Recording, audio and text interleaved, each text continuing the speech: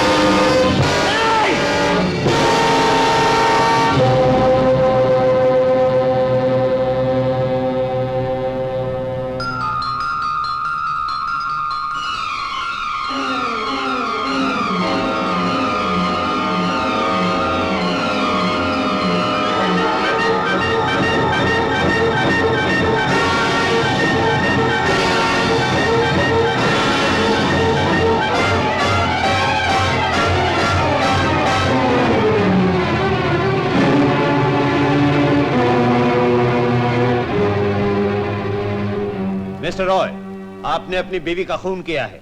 ये झूठ है, मैंने अपनी बीवी का खून नहीं किया है। मैं इसके बारे में कुछ नहीं जानता हूँ। मैं बेकसूर हूँ, बेखता हूँ। इंस्पेक्टर साहब, ये झूठ बोलते हैं। इन्होंने मेरी बहन का खून किया। ये तुम क्या कह रही हो? मैं तो उसे प्यार करता था। मैं मिस्टर रॉय, खामोश खड़े रहिए, मैं इनका बयान ले रहा हूँ। लेकिन इसके बयान का मतलब जो आप निकालने वैसा। Shut up.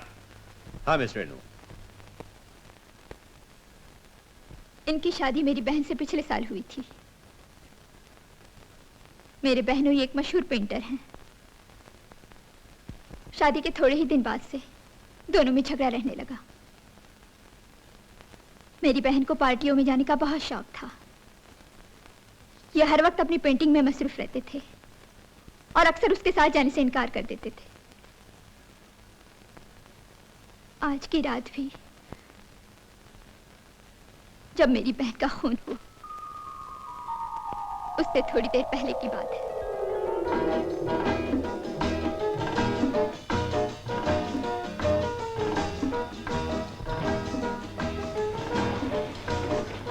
सुषमा, जीजाजी तो अब तक तैयार नहीं हुए।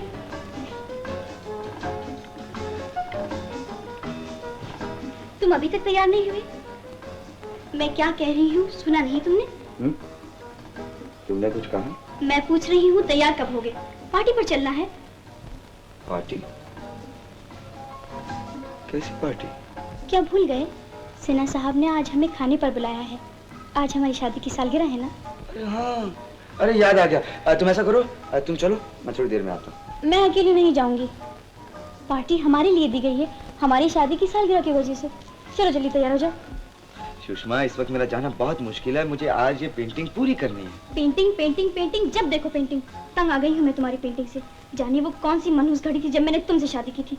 तुम्हारी वजह से मुझे अपने दोस्तों के सामने शर्मिंदा होना पड़ता है, जलील होना पड़ता है। देखती हूँ आज तुम कैसे पेंटिंग करोगे। क्या बच्चों ऐसी बात कर रही हो? ये ब्रश मुझे वापस दो, मुझे आज ये पेंटिंग पूरी करनी है। नहीं दूंगी। तुम समझती नहीं हो सुषमा, ये पेंटिंग मेरी जिंदगी है, मेरे अरमान है, मेरे लिए सब कुछ है।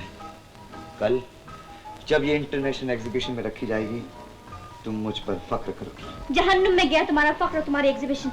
मैं आज तुम्हें पेंटिंग नहीं करने दूंगी। ये आज क्या हो गया तुम्हें? मुझे ये पेंटिंग पूरी करनी है। जब तक ये पूरी नहीं होगी मैं इस कमरे से बाहर नहीं जाऊंगा। ये तुम्हारी जिद तो फिर मेरी भी जिद है। मैं आज देखती हूँ तस्वीर कैसे पूरी होगी। हाथ मत लगाओ इसे। अगर मुझे गुस्सा आ गया तो तुम्हारे ठीक ना होगा। जाओ, मुझे काम करने दो, जाओ। तुमने मुझे समझ क्या रखा है? ये दो कौड़ी की तस्वीर क्या मुझसे अच्छी है? तुमसे 1000 गुना अच्छी है। ये बात है। इस घर में या तो मैं रहूंगी या ये तस्वीर।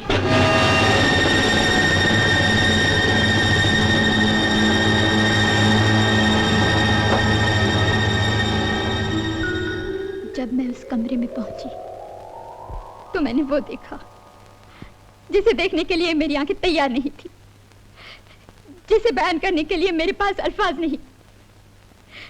मैं उसके सराहने खड़ी पुकारती रही, लेकिन मेरी बात का जवाब नहीं मिला। उसकी आंखों का नूर जा चुका था, उसकी जबान बंद हो चुकी थी। कमरे में सुषमा नहीं थी, सिर्फ उसकी लाश पड़ी थी। नहीं नहीं इंस्पेक्टर साहब, ये बख्ती है। मैंने अपनी बीवी का खून नहीं किया है। नहीं, ये खूनी है। इन्होंने ही मार डाला मेरी बहन को। खून किया नहीं, अब खून करूंगा।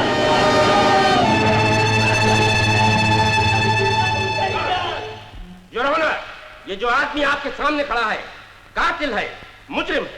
इसने अपनी बीवी का खून किया है। हर शहादत, हर बयान, हर सबूत इसके खिलाफ है। ये खूनी है, खूनी है। हाँ मैं खूनी हूँ, मैं कातिल हूँ। मैंने अपनी बीवी का खून किया है। मैंने अपनी बीवी का खून किया है।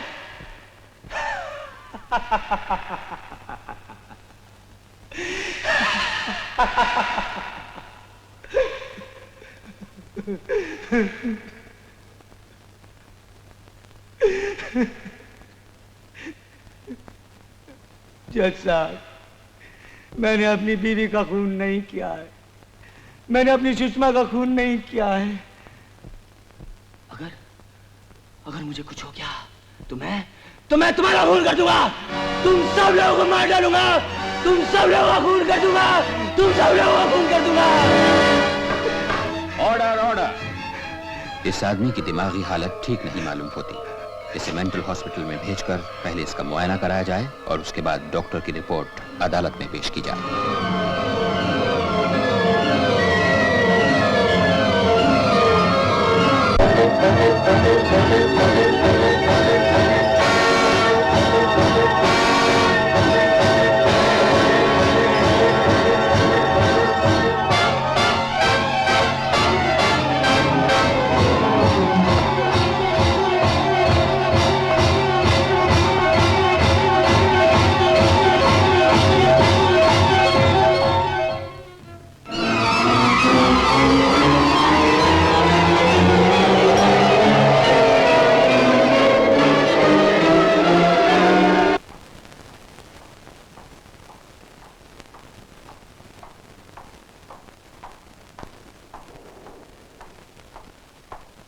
गुड इवनिंग डॉक्टर साहब, मैं कम इन?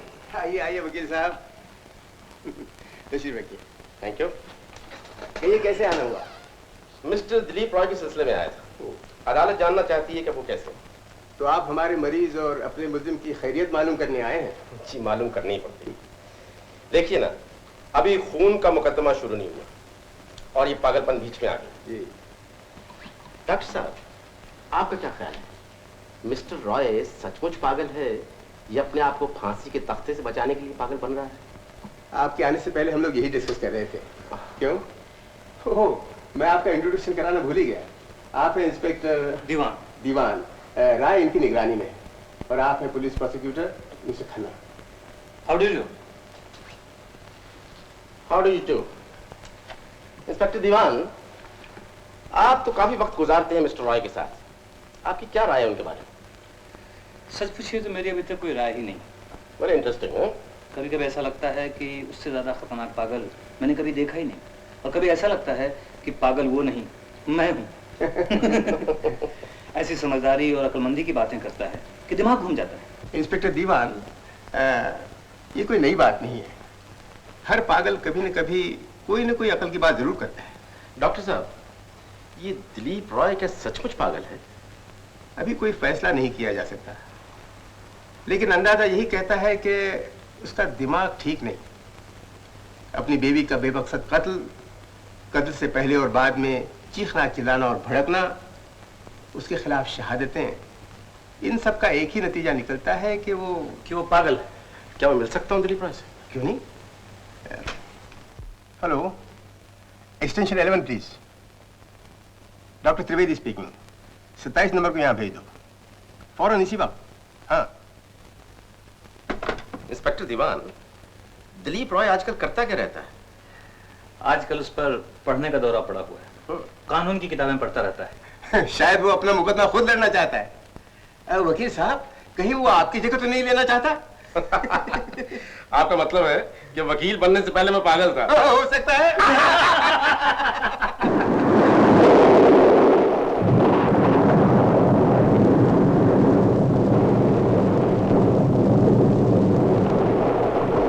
आइए आइए मिस्टर रॉय। देखिए, ये सरकारी वकील आपसे मिलने आए हैं। Hello Roy. Mister Roy, have a cigarette please.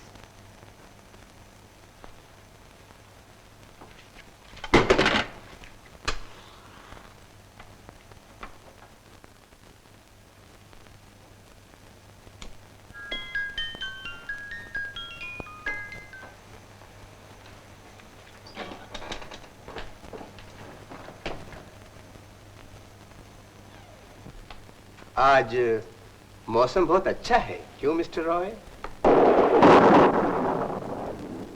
लगता है कि बारिश होने वाली। आपका क्या ख्याल है मिस्टर रॉय?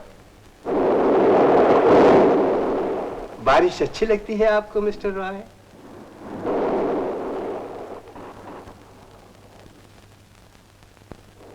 सुना आजकल पढ़ाई बहुत हो रही है। कानूनी किताबों को पढ़ने का बहुत शौक है, हैं? ये चूहे बिल्ली का खेल छोड़िए, मतलब की बात कीजिए ना। मिस्टर रॉय, सरकारी वकील साहब आपकी खैरियत मालूम करने आए हैं।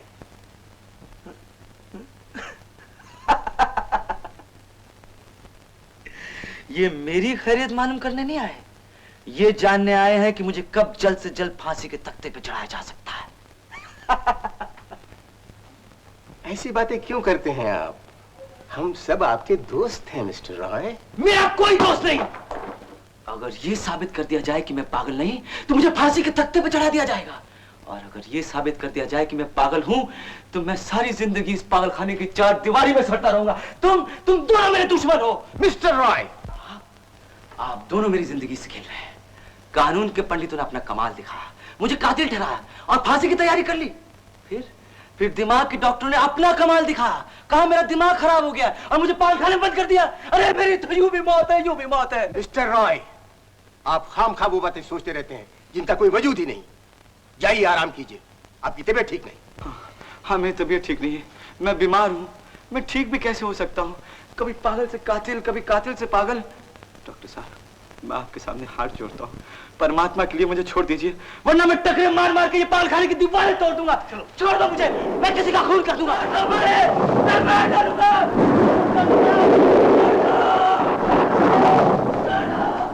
डॉक्टर साहब, मुझे पूरा यकीन हो गया है कि अपनी बीवी का खून इसी ने किया है। जरूर किया होगा, मगर पागलपन के दौरे में जिस वक्त उस पर ये दौरा पड़ता है, ये सब कुछ भूल जाता है। उस गुस्से में ये किसी का भी खून कर सकता है। अभी अभी ये आपका खून कर सकता था, मेरा भी खून कर सकता था।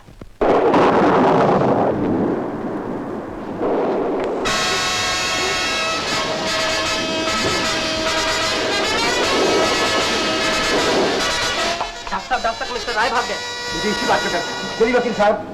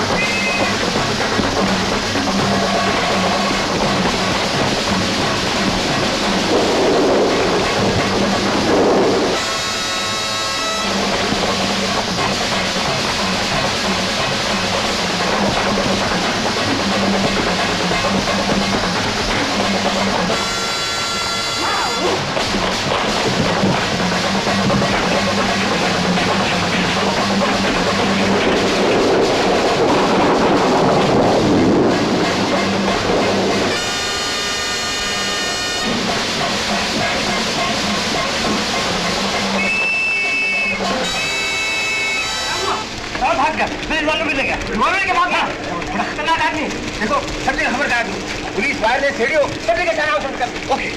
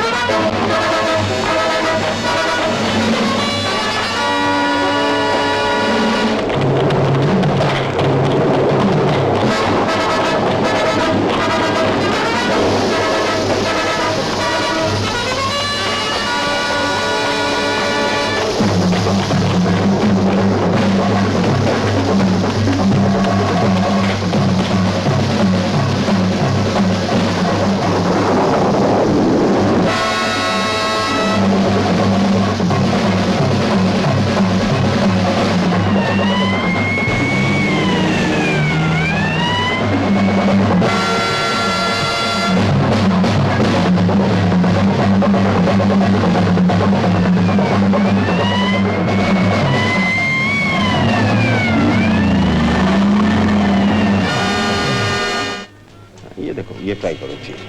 नहीं? All right. Try this one. Excuse me sir. अरे खान, क्या बात है? मैं आपको बहुत देर से ढूंढ रहा हूँ। पहले आपके घर गया तो मालूम पड़ा आप सिनेमा गए हुए। वहाँ गया तो पता चला आप यहाँ हैं।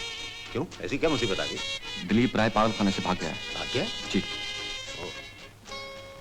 Excuse me darling. Duty first. Mister Bhalla, जरा ख्याल रखिएगा। Sorry madam.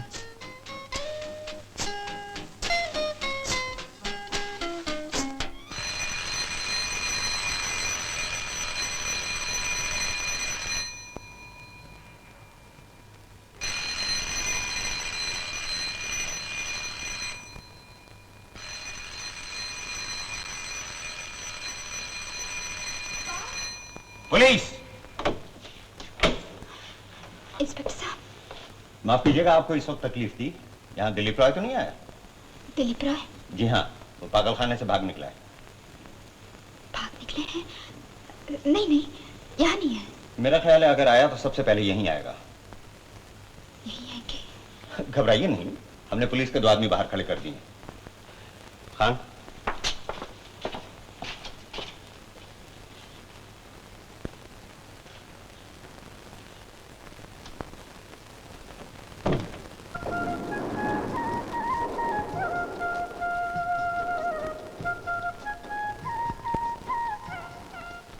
हम आकाशवाणी के बंबई केंद्र से बोल रहे हैं।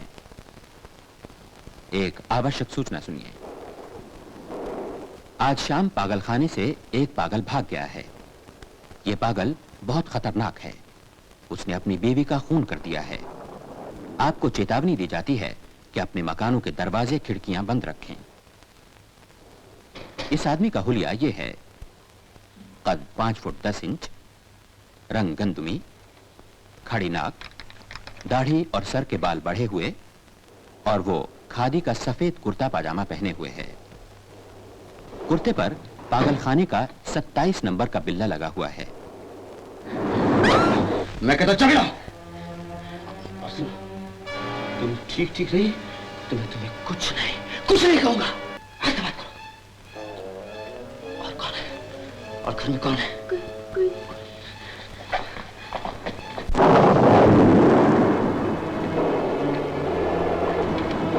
ये तस्वीर किसकी? मेरे पति की। क्या नाम है उसका? जगमोहन। आवाज दो।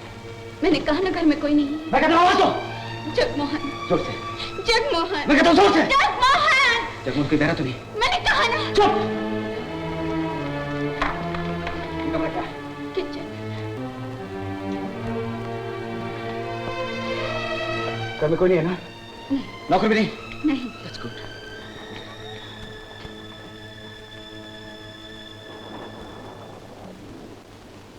इतनी खूबसूरत लड़की को अकेले घर में डर नहीं लगता? लगता है तुमसे। ठहरो। सोफा गीला हो जाएगा। जगमोहन के कपड़े हैं? क्यों? मैं कब तक ये पागलखाने के गीले कपड़े पहने रहूंगा? उसका कमरा कहाँ? तुम यहीं ठहरो, मैं लेके आती हूँ।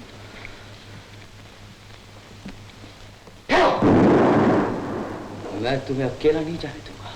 तुम ऊपर नहीं आ सकती। अकेला जाने दूं ताकि तुम ऊपर जाके पुलिस को टेलीफोन कर सको। ऊपर कोई टेलीफोन नहीं, मेरा यकीन करो। नहीं, मैं तुम्हारे साथ ऊपर जाऊंगा। नहीं, मैं तुम्हें अपने बेडरूम में नहीं जाने दूंगी। क्यों? क्या तुम पसंद करोगे कि कोई तुम्हारे बीवी के कमरे में जाए? जाओ कमरे लेके।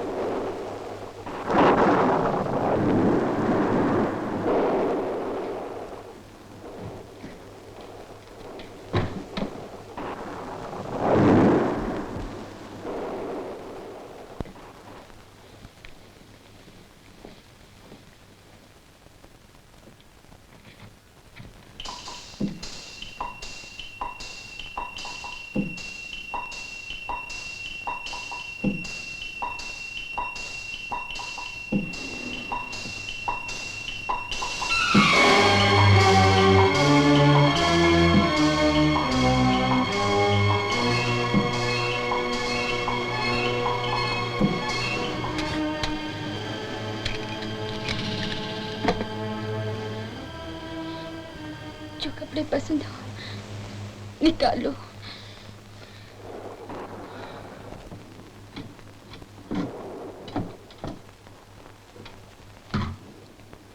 तुम्हारा पति अच्छे कपड़े पहनता? क्या काम करता? सेल्स एग्जीक्यूटिव है किंग्स एंड किंग्स में।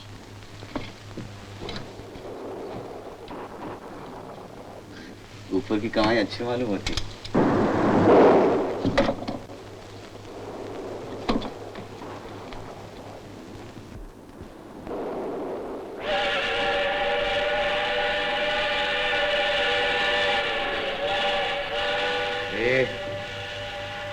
यहाँ से स्टेशन कितनी दूर है?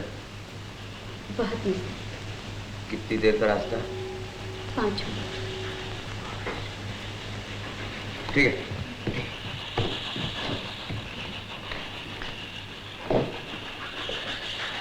बाथरूम है।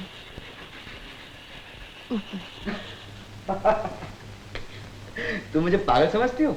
मैं ऊपर जाऊं और तुम पुलिस को फोन कर दो? नहीं, मैं कपड़े यहीं पे बदलूंगा। मेरे सामने? किचन।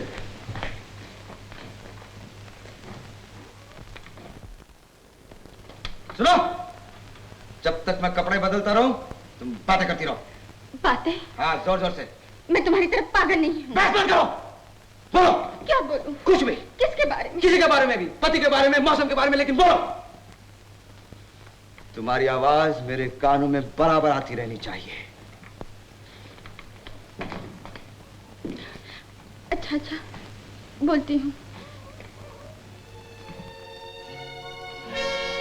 बोलती क्यों नहीं? जब से तुम इस घर में आए हो, मैं बराबर सोच रही हूँ, मैंने कौन से पाप किए थे जिनका मुझे ये फल मिला।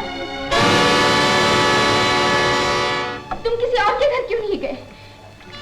इसी घर में क्यों चले आए? तुमने अभी तक ये भी तो नहीं बताया कि तुम जाओगे कब? जब मौका मिलेगा चले जाऊंगा। ना मौका मिला तो नहीं जाओगे? नहीं जाऊंगा। बोलती क्यों नहीं? बोलती हूँ ना। हेलो हेलो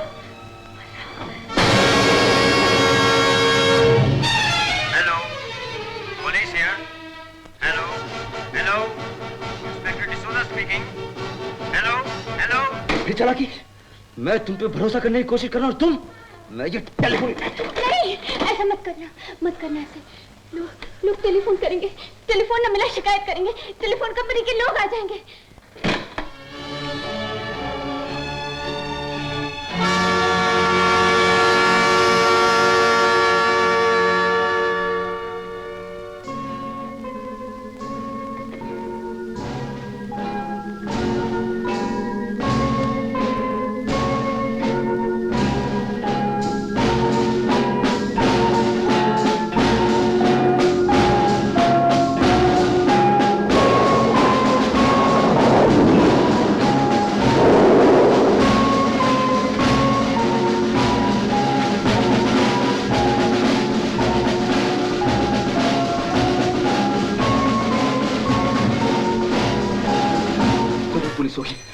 खबरदार, अगर मेरे बारे में एक लफ्ज भी कहा, अगर कहा तो ये गोली तुम्हारे सीने के पार होगी। चाबी।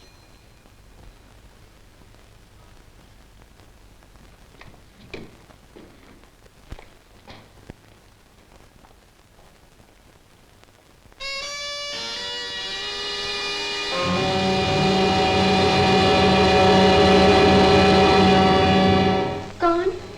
डॉक्टर त्रिवेदी।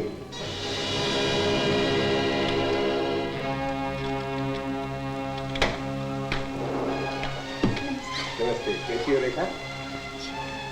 इंस्पेक्टर दीवान, मिसेस जगमोहन। रेखा, जगमोहन है घर में? जी नहीं, वो कलकत्ते गए हुए हैं, कल वापस आएंगे। तुम अकेली हो घर में? जी। ये दरवाजे खिड़कियां तो बंद है ना? क्यों? पागल खाने से एक पागल भाग गया है, बहुत ही खतरनाक आदमी। उसने अपनी बीवी का खून कर दिया। जरा होशियार रहना।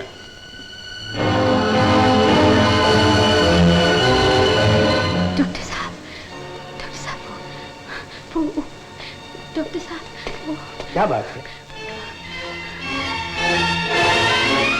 कुछ नहीं, वो अपने खतरनाक पागल का जिक्र किया था, मैं डर गई। डरने की कोई बात नहीं, बाहर पुलिस का पहरा है। इंस्पेक्टर दीवान, इस घर का खास ख्याल है। ओके, हम चलते हैं।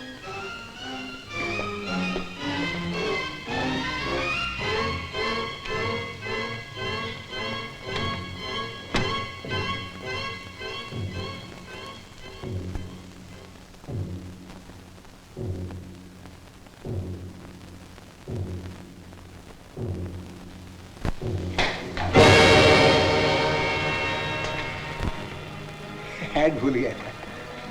डॉक्टर साहब, चाय कॉफी तो पीते जाइए। नहीं, इस वक्त जरा जल्दी में हूँ। डॉक्टर साहब, इतना डर क्यों रही हो? हैं? नहीं तो ये मेरा टेलीफोन नंबर है, कोई ऐसी वैसी बात हो तो मुझे टेलीफोन कर देना।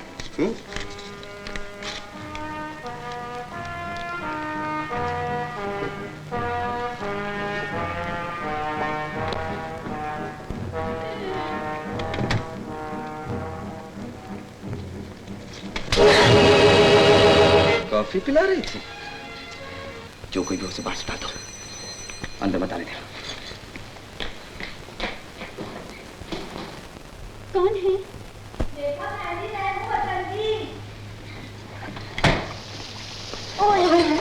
सोए हुए थे नीति? क्या ही रही, मुन्ने की तबीयत खराब है, डॉक्टर ने कहा था कुछ खिलाना नहीं, बहुत मांगे तो कुछ जूस वूस दे देना। और मुन्ना कहता है मैं दूध पियांगा, है ना अपने प्योदा पुत्र, मैं दूध कितों ले आवा। सोचिए रेखा बहन जी के पास तो जरूर होएगा, जाके ले लेती हूँ। जगमोहन नहीं आया कलकत्ते तो? अभी तक वापस नहीं आया। ए मर्दा की खराबी है, एक बारी घरों बाहर जाते थे वापस बढ़ते ही नहीं। मैं की करना इसे, कर लो गल, दूध दे। रसोई में ही होना, आप ही जाके ले लेती हूँ। ले लो। बसंती, तुम यहीं बैठो, मैं लेकर आती हूँ। कर लो गल, मैं कल ली थी क्या करांगी, चलो चलकर गलबाता करांगी। चलो। हाय, यहाँ तो सब कुछ है, दूध भी है, सेब भी है, अंगूर भी है। मेरे मुन्ने को तो सब पसंद। रेखा जी, तुम कुछ परेशान हो? एक गल करूं, घर में बच्चे हो तो परेशानी नहीं रहती।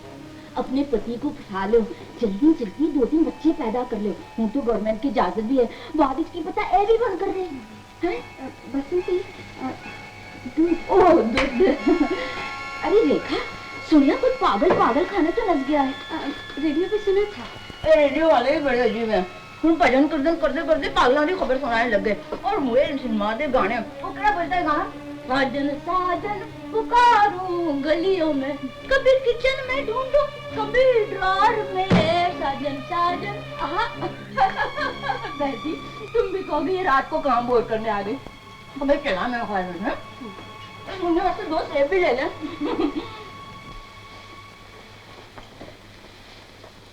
हाय रेखा, कुछ सुना तुमने? अपने मोहल्ले के नाके पे जो लाल बंगले में सेठ रहता है ना, उसकी बीवी को स्वामी नाल भाग गई। पर सानू की, वैसे तो वो प्राण है ना, वो प्रीति नू भैन भैन कहता है। भैन वैन कोई नहीं है। उस दिन मैं ओदे घर गई सी, मैं अपनी आंख नाल देख लिया। पर सानू की, अपन ने ना लेना ना देना, दुनिया का काम दुनिया जाने, अपन तो मुंह बंद रखते हैं भाई। मैं चली। बसंती, हाँ वो चाहता। अच्छा रेखा, अरे रेखा दरवाजा बंद कर ले, कहीं तुम्हें कल्ली देखकर वो पागल ही अच्छे ना आ जाए। है मैं चली।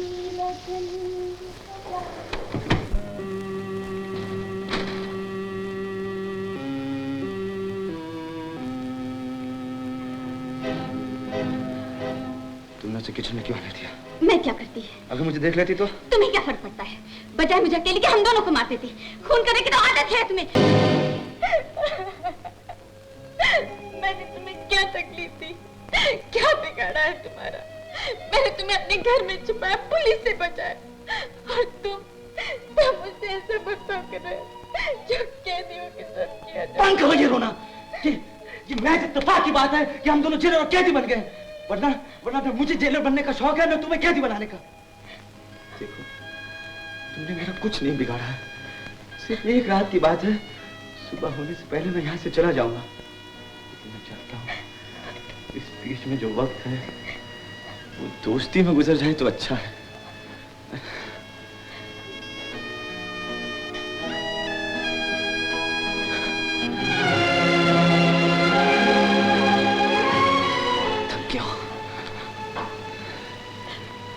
टूट चुका, बहुत टूट चुका।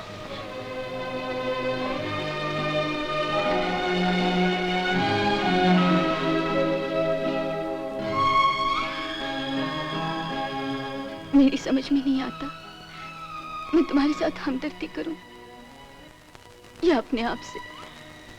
क्या तुम मुझे अभी तक पागल समझती हो? नहीं।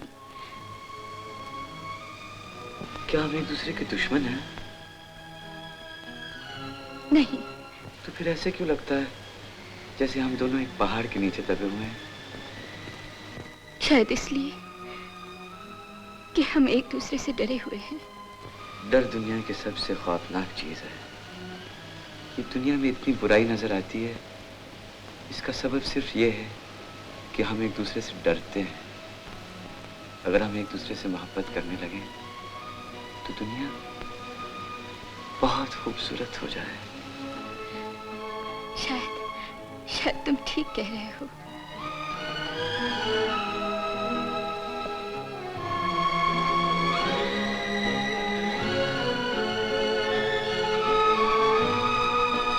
घर में सिगरेट है?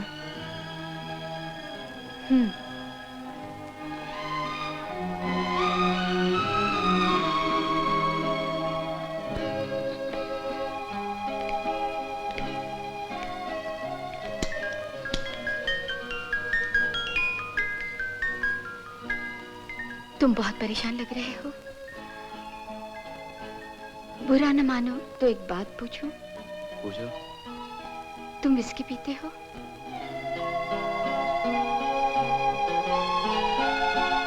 कभी कभी। घर में है, जगमोहन पीते हैं। कहाँ? उस अलमारी में। नहीं, रहने दो। जब जी में आएगा पी लूंगा।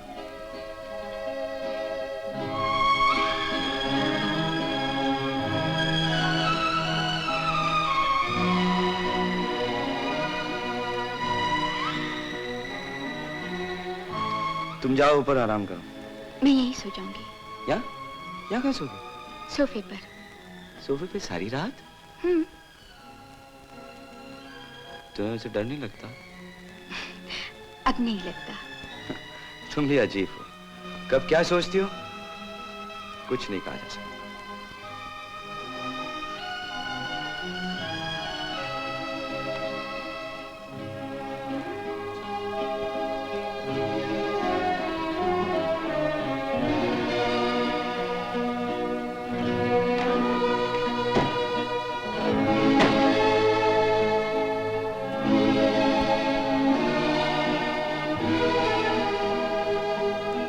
जरा मेज उठाएंगे?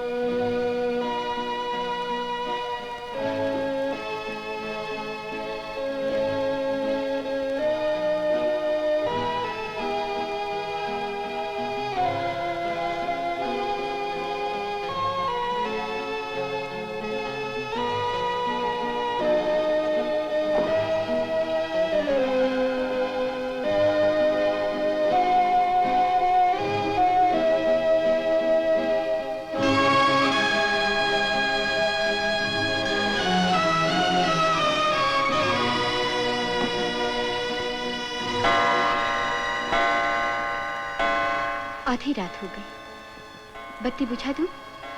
वरना लोग खामखा शक करेंगे।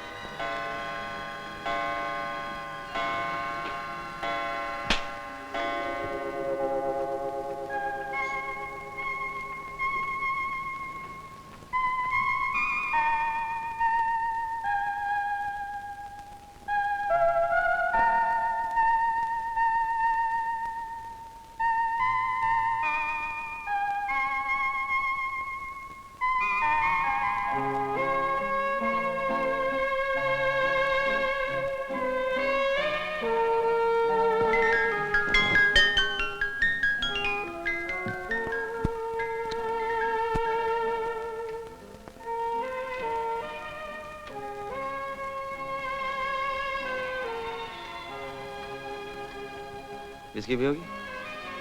मैं शराब नहीं पीती। साथ नहीं दोगी? शरबत पी लूंगी। घर में सोडा? पानी लाऊं? चलेगा।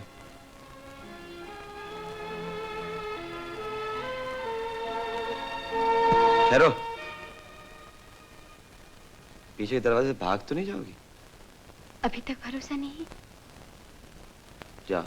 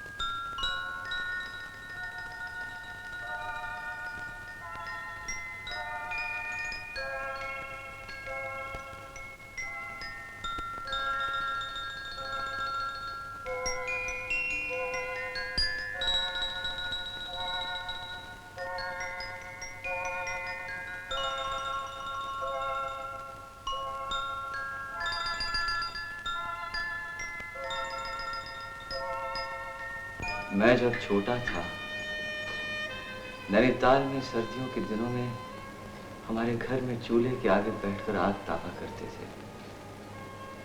उन आग की लपटों से दीवारों पे हमारी परछाइयां पड़ती थी। मैं उन परछाइयों को घूरने लगता था। मुझे उनमें अजीब अजीब तस्वीरें नजर आती थी। मेरा जी चाहता था उन तस्वीरों को खूबसूरत रंगों में कागज पर उतार लूं।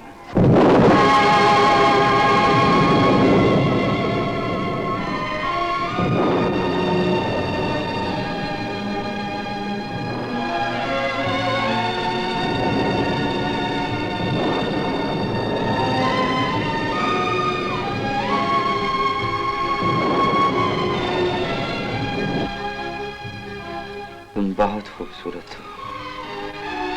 खूबसूरत? तुमने मुझे खूबसूरत कहा?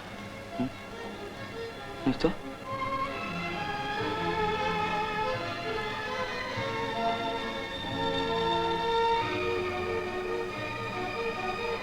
तुम जिस अंदाज से मुझे देख रही हो, जी चाहता है तुम्हारी तस्वीर बना दूं। तुम्हारी बीवी कैसी थी? बहुत खूबसूरत। तुम्हें पसंद थी? बहुत पसंद थी। मैं उससे बहुत प्यार करता था। तुम भी तो जगमोहन से प्यार करती हो ना? जगमोहन? जब मेरी उससे शादी होने वाली थी, मुझे ऐसे लगता था वो परियों के देश का राजकुमार है। शादी के थोड़े दिन बाद वो राजकुमार गायब हो गया। उसकी जगह रह गया एक ठंडा, खुश्क, बेजान जगमोहन, जिसे अपने काम के सिवा किसी चीज से भी प्यार नहीं था। वो महीने के 20 दिन बाहर रहता है और मैं यहाँ अकेली पड़ी बिस्तर पर करवटें बदलती रहती हूँ। तो फिर तुमने उससे शादी क्यों की? ट्रेजेडी हो जाने के बाद ही पता चलता है वो ट्रेजेडी थी। तुम सच कह रही हो? उस रात जब मैं अपनी जिंदगी की सबसे हसीन पेंटिंग बना रहा था, मेरा बीवी से झगड़ा हो गया। बात बहुत मामूली सी थी।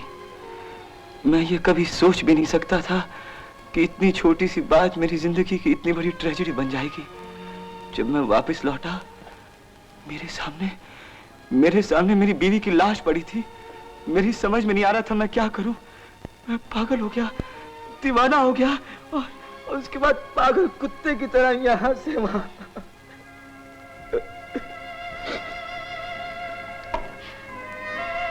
सुनो, तुम आखिरी बार कब हंसे थे? याद नहीं। हंसी आती भी नहीं? आती भी है तो बात ही नहीं। मैं हंसाऊं? क्यों? रोने के बाद हंसी अच्छी लगती है ना? देखो ना तुम कितने अच्छे लग रहे हो। अच्छा लग रहा हूँ।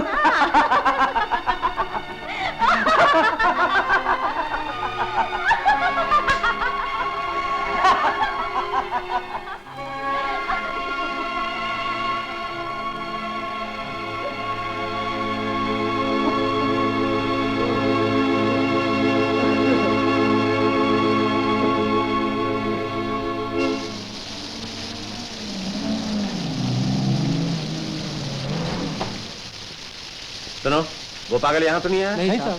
खान, चलो।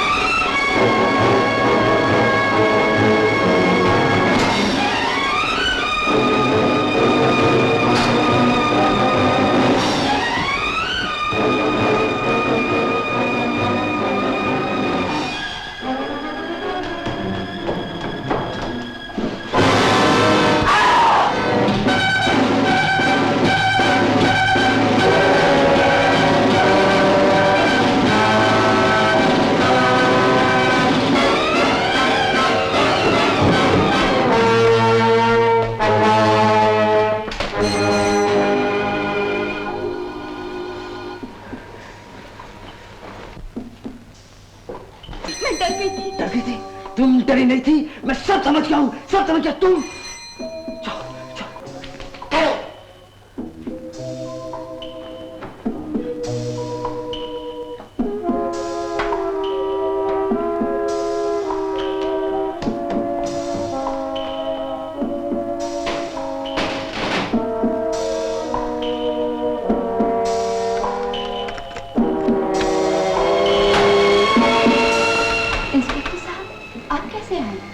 मिसेस जगमोहन, आप ठीक हैं?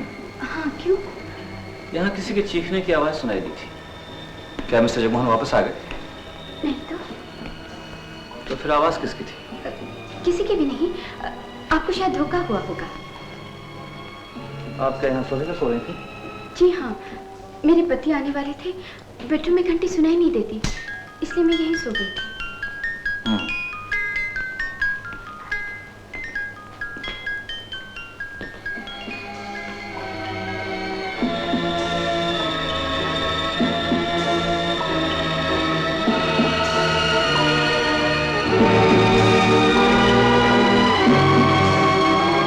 कमरा क्या है?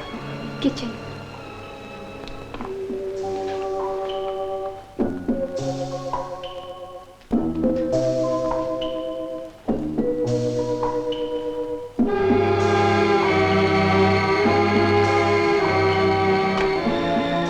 वो क्या है? बेडरूम। मैं देख सकता हूँ? मैंने कहा ना, मेरे पति घर पे नहीं है। आपको मेरे बेडरूम में नहीं आना चाहिए।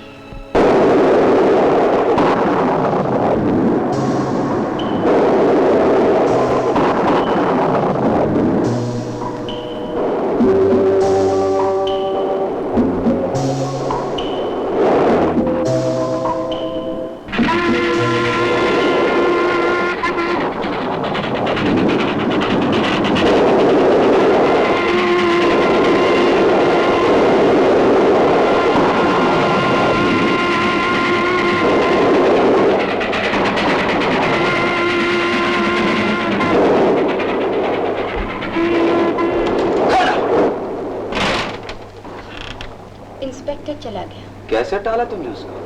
टाला? क्या मतलब? घर की तलाशी नहीं ली उसने? क्यों लेता? एक मर्द की आवाज सुनी थी ना, मेरी आवाज, मेरी चीखने की आवाज। उसके कानों को धोखा हुआ। उसकी आंखों को भी धोखा हुआ था। तुम क्या कह रहे हो, मेरी समझ में नहीं आ रहा है। उसने तुम्हारा बाथरूम नहीं देखा? बाथरूम क्यों देखता? क्या है बाथरूम में?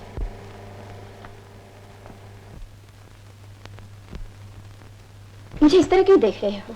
क्या हो गया है तुम्हें? मुझे मारने की हिम्मत कैसे की तुमने? मैं चाहती तो तुम्हें गिरफ्तार करवा सकती थी, मगर मैंने इंस्पेक्टर को बेडरूम तक आने नहीं दिया। दरवाजे के सामने खड़े होकर तुम्हें बचाया। तुमने मुझे नहीं बचाया, अपने आप को बचा। इंस्पेक्टर अगर बेडरूम तक आ जाता तो बाथरूम में जरूर जाता। बाथरूम का दरवाजा खुला था। बाथरूम बाथरूम क्या बक रहे मैं हो? बक नहीं रहा हूं, असलियत बयान कर रहा हूं। बाथरूम में जगमोहन की लाश है, तेरा मरा हुआ पति पड़ा है। क्या बकवास कर रहे हो? तुम वाकई पागल हो, तुम्हारा दिमाग ठीक नहीं, तुम जागते हुए भी सपने देखते मैं हो। सपने नहीं देखता जलील औरत। तूने अपने पति का खून किया है, उसकी लाश को बाथरूम में छुपा रखा। मैं क्या देखूं? तुम देखो अपनी आंखों से। आओ देखो।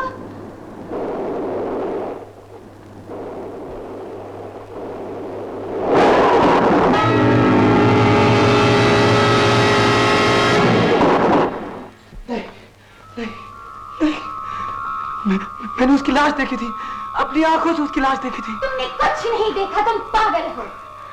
जब से तुमने अपनी बीवी का खून किया है, उसकी लाश देखी है, लाश तुम्हारे दिमाग पर हावी हो गई है, छा गई है।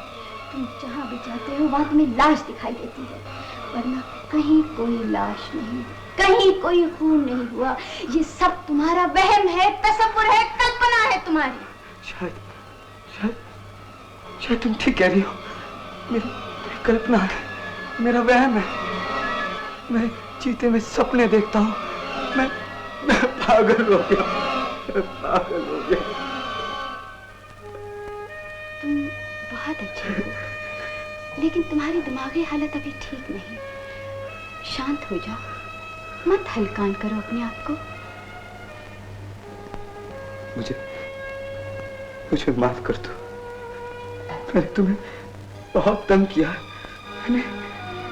मैंने तुम्हें मारा है। मैं पागल हो गया। शायद इसी पागलपन में मैं अपनी बीवी का खून कर दिया।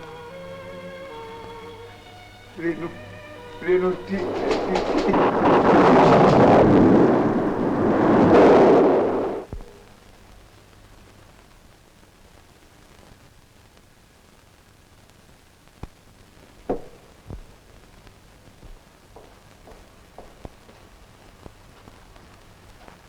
करवे साहब, पैलेट पर जो उंगलियों के निशान थे उनकी तस्वीरें। खान जी, यहाँ कुछ दिखाई दे रहा है।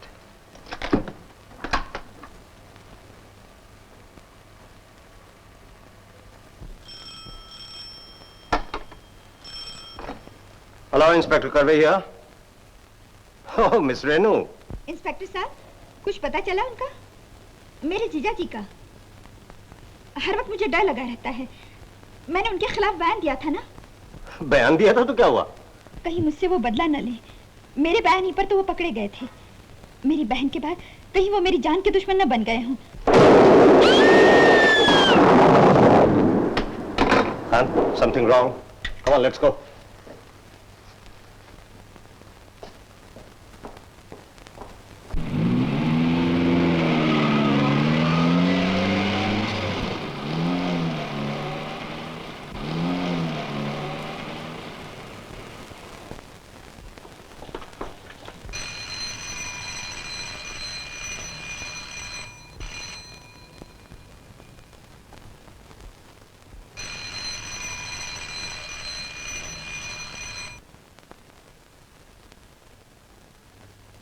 इंस्पेक्टर साहब, क्या बात है? मैंने टेलीफोन पे अभी चीख की आवाज सुनी थी। मैं जरा डर गई थी। हवा के जोर से खिड़की खुल गई थी, मैं समझी वो आ गए। मालूम होता है आप सोते जागते दिलीप राय के ही सपने देखा करती हैं। क्या करूं, उनके खिलाफ बयान जो दिया था, हर वक्त डर लगा रहता है। इसमें डरने की क्या बात है? बाहर सिपाही मौजूद हैं, हम मौजूद हैं।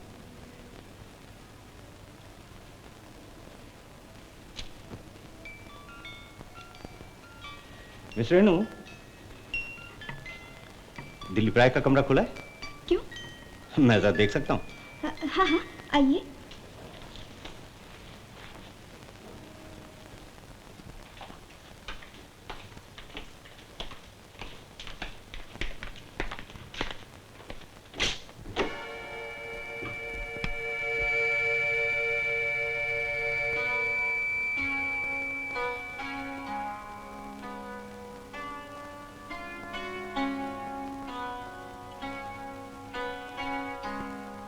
ये दरवाजा कहाँ खुल रहा है?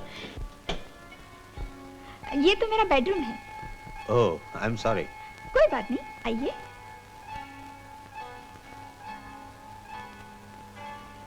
ये इनका बेडरूम, वो रॉय का स्टूडियो, बीच में दरवाजा? हाँ, जो आप सोच रहे हैं वो बात नहीं है। मैं तो रॉय से नफरत करती हूँ। I hate him. क्यों? उन्होंने मेरी बहन से रुपए के लिए शादी की, कभी उसको प्यार नहीं किया, इसलिए हर वक्त दोनों में झगड़ा हुआ करता था। और वो संभालिए। बहुत खूबसूरत। Thank you. आप आजकल अकेली रहती हैं? और फिर क्या करूं? क्यों? आपके पास इतना रुपया है, इतना बड़ा घर है, आप कोई जीवन साथी क्यों नहीं ढूंढ लेती? इंस्पेक्टर साहब, सुषमा की मौत के बाद मेरा दिल कुछ बुझ सा गया है। I am sorry. हॉल की तरफ खुलता है। ओह, अच्छा, अब आप आराम कीजिए, डरिएगा नहीं। किसी बात की जरूरत हो तो हमें फोन कर दीजिएगा। अच्छा, गुड नाइट। Good night.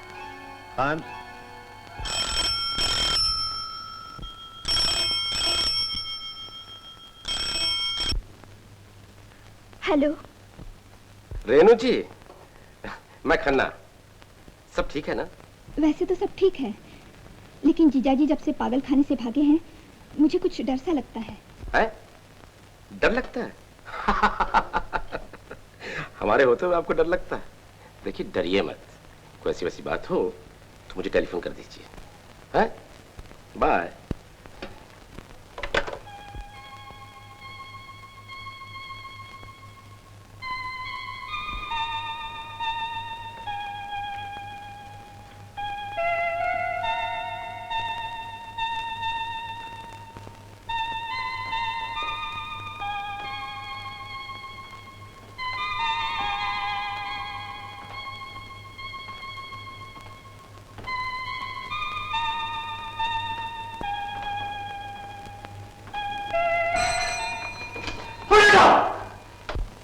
ये आवाज कैसी थी?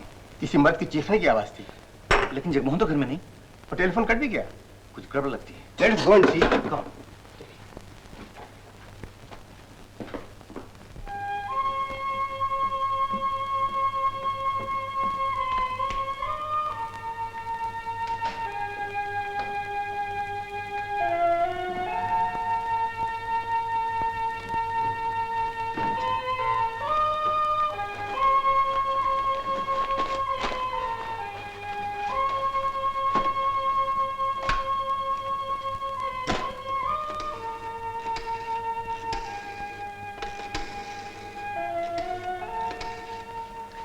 Hello, railway inquiry. 23 आप कितने बजे जा रही? 4:35। लेट तो नहीं? Platform number 4। Thank you. अच्छा मिसेस जगमोहन, आपसे रुखसत लेने का वक्त आ गया है। मेरी ट्रेन भी सही वक्त पे जा रही है। क्या मैं आपके लिए कुछ कर सकती हूँ? जो कुछ भी हुआ है मैं उसके लिए बहुत शर्मिंदा हूँ। आप मुझे माफ कर देंगे? मेरे लिए यही बात है। कहाँ जाएंगे?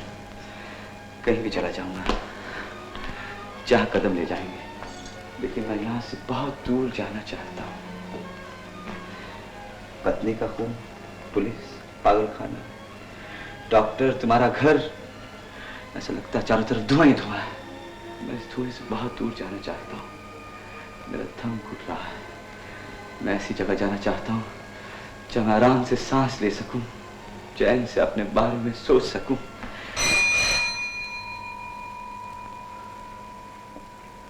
कौन? डॉक्टर त्रिवेदी। डॉक्टर साहब, इस वक्त? इससे भी इस वक्त ही आना था। शायद मेरी किस्मत मेरा साथ नहीं देना चाहती।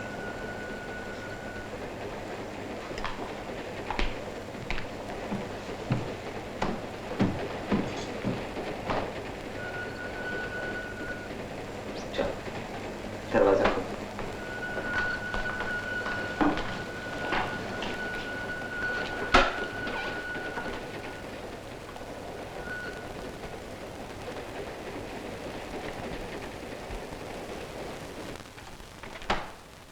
रेखा, सब कुछ ठीक है ना? कोई गड़बड़ तो नहीं? नहीं। मिस्टर जगमोहन वापस आ गए क्या? नहीं तो। फिर टेलीफोन पे आवाज किसकी सुनाई दी? टेलीफोन पर? हाँ, किसी की चीखने की आवाज थी। यहाँ तो कोई भी नहीं था। कोई नहीं था? ये कैसे हो सकता है? टेलीफोन पे आवाज बिल्कुल साफ सुनाई दी थी। क्यों दीवान? यस, किसी ने चिल्लाकर कहा था पुट इट डाउन। क्या पड़ोस के लोग मुझे कोई आया था? पड़ोस में से तो कोई भी नहीं आया था। फिर किसकी आवाज थी? हमारे कानों को धोखा नहीं हो सकता। रेखा, ऐसा लग रहा था कि तुम्हें टेलीफोन पर बात करने से कोई रोक रहा है।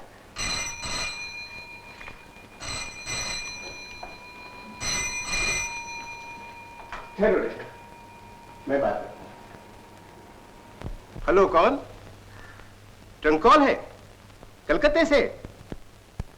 जगमोहन जी, आप जगमोहन से बात करना चाहते हैं? किंग्स एंड किंग से बोल रहे हैं? फरमाइए, क्या उन्हें फौरन कलकत्ता वापस भेज दूं? मगर साहब वो तो अभी कलकत्ते में ही है। जी, ये कैसे हो सकता है? आप खुद उन्हें कल दोपहर के जहाज पर चढ़ा आए हैं, मगर वो तो अभी यहां नहीं पहुंचे। जी हां, जगमोहन अभी यहां नहीं पहुंचे। बड़ी अजीब बात है। क्या बात है डॉक्टर साहब? कलकत्ते से फर्म के मैनेजर का फोन था। वो कहते हैं जगमोहन यहाँ वापस आ गया है। वापस आ गए? हाँ, उन्होंने खुद कल दोपहर को उसे हवाई जहाज पर चढ़ाया है। इस हिसाब से उसे 6 बजे तक यहाँ पहुँच जाना चाहिए था। वो आए क्यों नहीं? मुझे तो फिक्र हो रही है। ये तो वाकई फिक्र की बात है। अगर वो कलकत्ते से आ गया है तो घर क्यों नहीं पहुंचा? डॉक्टर साहब। यस। ये देखिए, बुझी हुई सिगरेट, मेज पे ये 2 ग्लास। इसका मतलब है जरूर यहाँ कोई दूसरा आदमी था। बुझी हुई सिगरेट, शरबत, विस्की। जगमोहन तो यहाँ है नहीं, फिर दूसरा कौन हो सकता है? दिलीप रॉय। दिलीप रॉय? ये देखिए उसके कपड़े, इन्हीं कपड़ों में वो पागल खाने से भागा था। यस। इसका मतलब है दिलीप रॉय पागल खाने से भागकर सीधा यहीं आया। यस, इसीलिए रेखा इतनी डरी हुई है। रेखा, ऐसा लगता है तुम कुछ छुपा रही हो, तुम डर रही हो। मैं तुम्हारा चेहरा अच्छी तरह पढ़ सकता हूं। डरो मत, बताओ दिलीप रॉय यहाँ है? कहाँ है? कहाँ है वो पागल? डरो मत, वो तुम्हारा कुछ नहीं बिगाड़ सकता। मैं और दीवान तुम्हारी हिफाजत के लिए मौजूद है। बताओ, बताओ कहाँ है पागल? बताओ, बताओ कहाँ है पागल?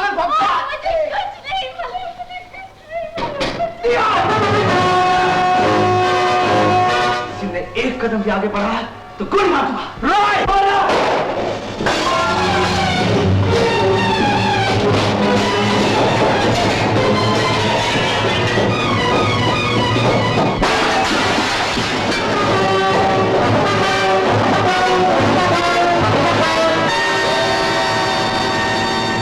मालूम होता है वो फिर निकल गया, खिड़की तोड़कर भाग गया। डॉक्टर साहब, मेरी समझ में ये नहीं आ रहा है कि वो इतनी ऊंची खिड़की से कूद कैसे गया। पागल आदमी कुछ भी कर सकता है, लेकिन भागकर वो गया कहाँ होगा? मुझे मालूम है। मालूम है? कहाँ गया है? स्टेशन। वो 4:35 की गाड़ी से जाने वाला है। 4:35 की? अभी टाइम है। रहो दीवान, लेट्स गो। डॉक्टर साहब, आप चले जाएंगे, मैं फिर अकेली रह जाऊंगी। मुझे डर लग रहा है। डरने की कोई बात नहीं, अब वो यहाँ नहीं आएगा। तुम्हारे पास नींद की गोलियां हैं, एक खा लो और आराम से सो लो। ऐसा कम चलो।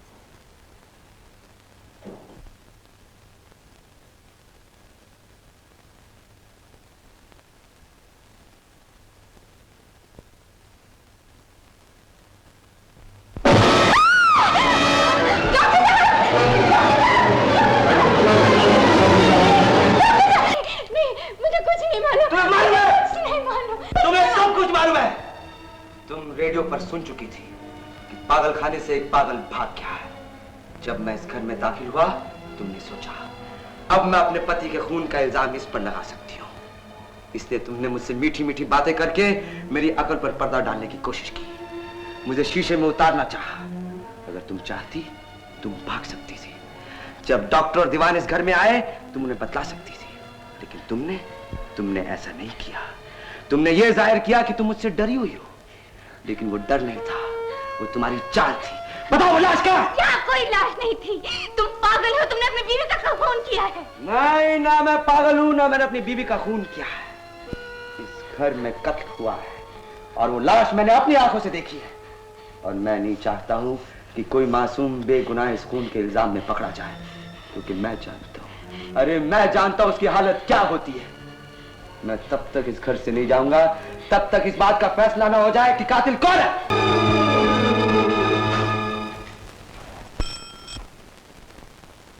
हेलो, इंस्पेक्टर करवे ही आप?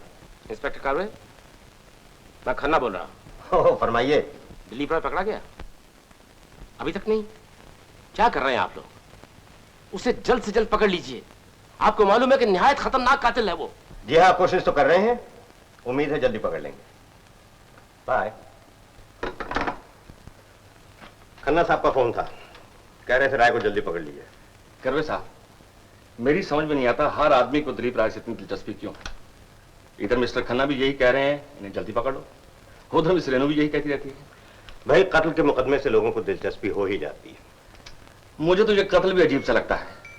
करवे साहब, आप तो जानते हैं हर कत्ल के पीछे कोई ना कोई मकसद जरूर होता है। ये दिलीप राय का क्या मकसद था? उसकी बीवी बहुत अमीर थी।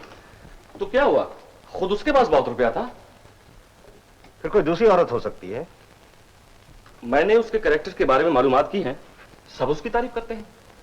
तो इसकी वजह पागलपन ही हो सकती है। मैं समझता हूं वो पागल भी नहीं, हम गुस्से को पागलपन समझ रहे हैं। एक शरीफ आदमी पर अचानक इल्जाम आ जाए और किसी बात पर उसका बस भी ना चले तो उसे खामखा गुस्सा आने लगता है और आदमी पागल लगने लगता है।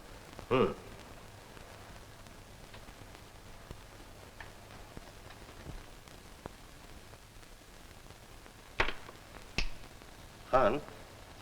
Yes sir. देखो ये क्या है?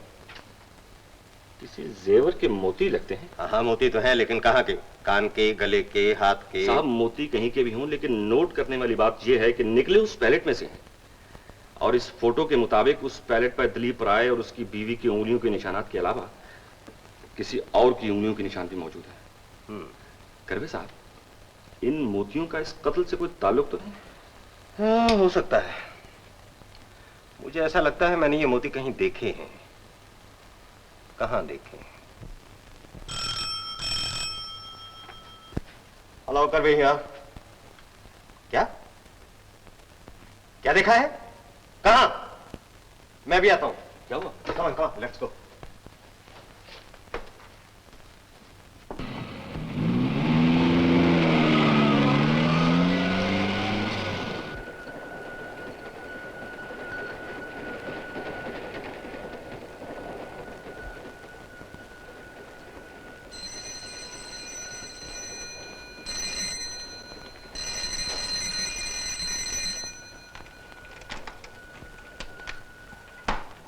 रेखा, वो तो वहां नहीं मिला। हमने सारी ट्रेन ढूंढ डाली। डॉक्टर साहब मुझे बचा लीजिए, वो मुझे मार डालेगा। वो कहीं नहीं गया, वो यही है। कहाँ है? मैं यहाँ हूँ। खबरदार, चाहो वही खड़े रहने तो गोली मार दूंगा। रॉय, पागलपन मत करो। मैं पागल नहीं हूँ, आप लोग सब हमेशा मुझे पागल समझते रहे। मेरा यकीन कीजिए डॉक्टर साहब, मैं पागल नहीं हूँ, सिर्फ बदनसीबी का शिकार। एक के बाद एक हालात मेरे खिलाफ होते रहे। मैं अपने घर से अदालत, अदालत से पागल खाने से मिसेस जगमोहन के घर तक पहुंच गया। अदालत और पागल खाने के बीच जो हुआ वो आप सब जानते हैं। अगर भगवान ने साथ दिया डॉक्टर साहब, तो मेरे घर से अदालत तक की कहानी भी साफ हो जाएगी। इस वक्त मैं पागल खाने से लेकर मिसेस जगमोहन के घर तक और उसके बाद जो कुछ भी हुआ मैं आप सबको बतला देता हूँ। इसके बाद जो जी में आए कीजिए, चाहे मुझे फांसी के तख्ते पर चढ़ा दीजिए, चाहे मुझे हमेशा हमेशा के लिए पागल खाने में बंद कर दीजिए। डॉक्टर साहब, इसे पकड़ लीजिए, ये पागल है। इसने मुझे पागल बना दिया, ये आप दोनों को भी पागल बना देगा। दीवार! डरिए मत डॉक्टर साहब, मैं आप पर गोली नहीं चलाऊंगा। मैं आपकी इज्जत करता हूँ। आप एक अच्छे डॉक्टर के साथ साथ एक अच्छे इंसान भी हैं। मुझे आप पर भरोसा है। ये लीजिए। है दीवार। अच्छा मिस्टर दिलीप रॉय, सुनाइए अपनी कहानी। डॉक्टर साहब, जब मैं पागलखाने से निकलकर सड़क पर भाग रहा था और पुलिस की जीप मेरा पीछा कर रही थी, जो मकान मेरे सामने आया वो मकान यही था। दरवाजा बंद था, नीचे की खिड़की खुली थी। मैं अंदर कूद पड़ा। उस वक्त कमरे में रेडियो पर मेरे भागने की खबर सुनाई जा रही थी और उस खबर को सुनते ही मिसेस जगमोहन ने खिड़कियां बंद करनी शुरू की। जैसे ही वो दरवाजे की तरफ पलटी, मैं लपका। मैंने अपने हाथों से उनका मुंह बंद कर दिया और उन्हें धमकी दी कि मेरे बारे में किसी को कुछ भी कहा तो मैं उन्हें जान से मार डालूंगा। और इन्होंने किसी से कुछ नहीं कहा। जब आप और दीवान मेरे भागने की खबर इन्हें सुनाने आए थे तो मैं यहां छुपा था, बेडरूम में। फिर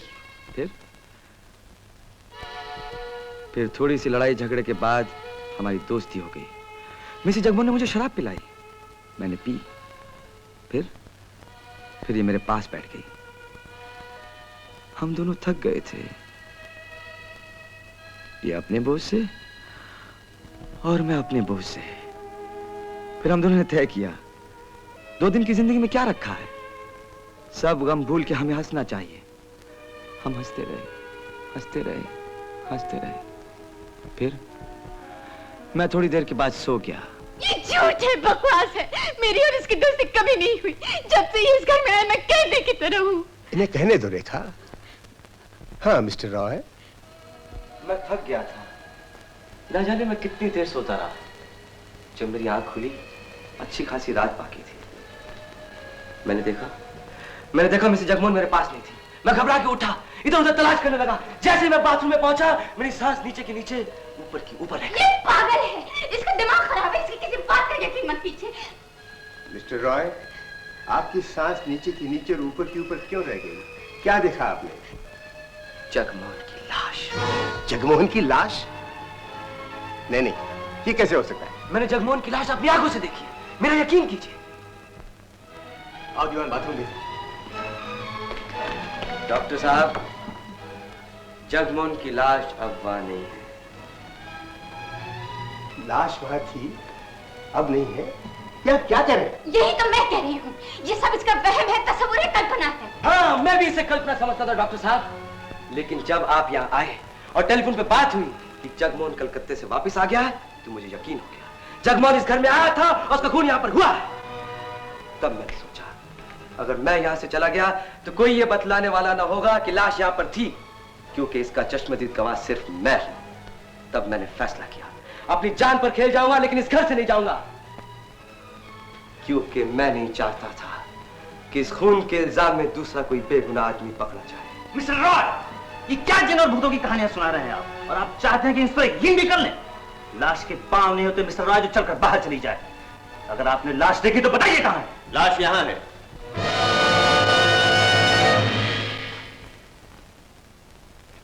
मिस्टर जगमोहन कौन है? मैं सीआईडी इंस्पेक्टर करवे हूं।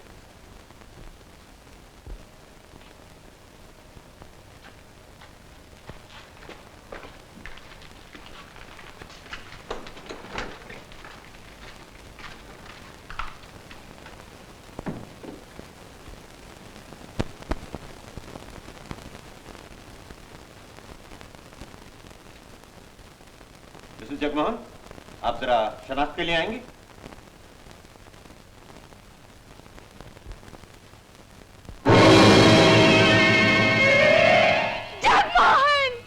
जगमोहन, ये तूने क्या किया? तुम मुझे छोड़कर कहां चले गए? तुझे किसने मारा? हाँ, ये है वो लाश जिसे मैंने बाथरूम में देखा था। डॉक्टर साहब, ये है वो। पापी, नीच, मेरे पति का खून तूने किया है। मेरे जगमोहन को तूने मारा है। तू कातिल है, खूनी है।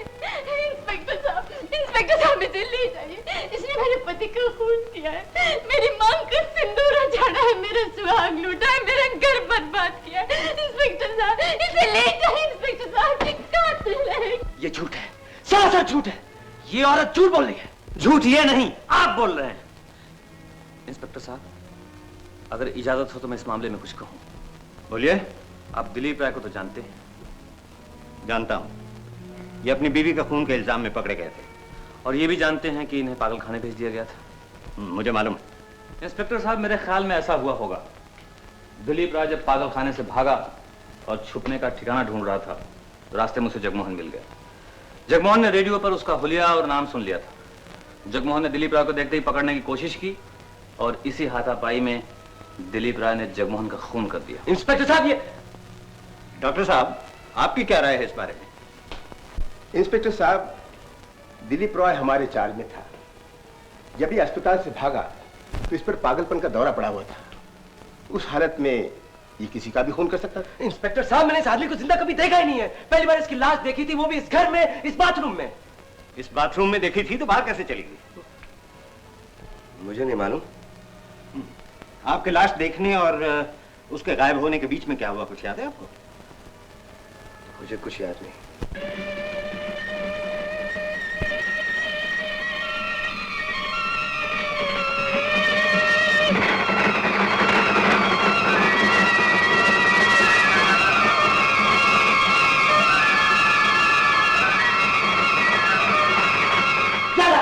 क्या हुआ था?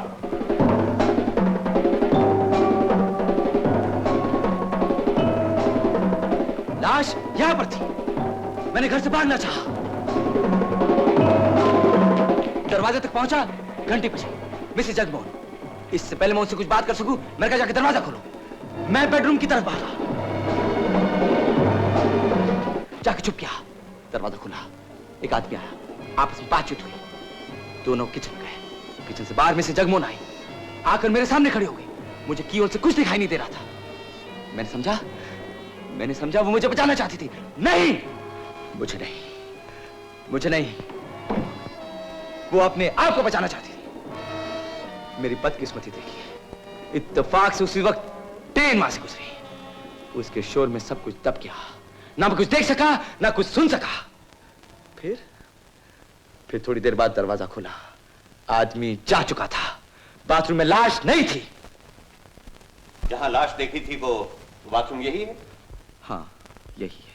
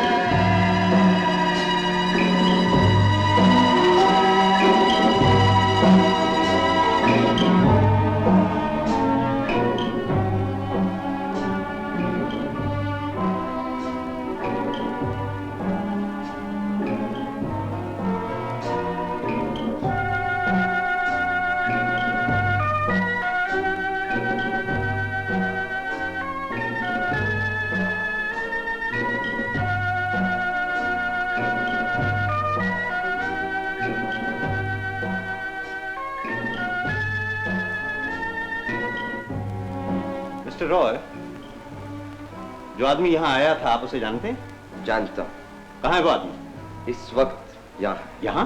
कौन है वो? ये बकवास। मैं जब भी यहाँ आया हूँ डॉक्टर त्रिवेदी के साथ आया हूँ। इंस्पेक्टर साहब, मैं मिसेस जगमोहन को जानता ही नहीं, फिर अकेला आने का सवाल ही नहीं पैदा होता। मिसेस जगमोहन, क्या ये ठीक कह रहे हैं? हाँ, मैंने भी इन्हें पहली बार डॉक्टर साहब के साथ ही देखा था। इंस्पेक्टर साहब, दीवान यहाँ आए थे, मैंने उन्हें खुद अपनी आंखों से देखा था। मिसेस जगमोहन झूठ बोल रही हैं। इंस्पेक्टर साहब, ये देखिए। कातिल का बयान आप सुन चुके। मकतूल क्या कहता है वो भी सुनिए। मरने वाली की मुट्ठी में कातिल का नाम और पता सब मौजूद है। ये देखिए, 27 नंबर का बिल्ला। डॉक्टर साहब,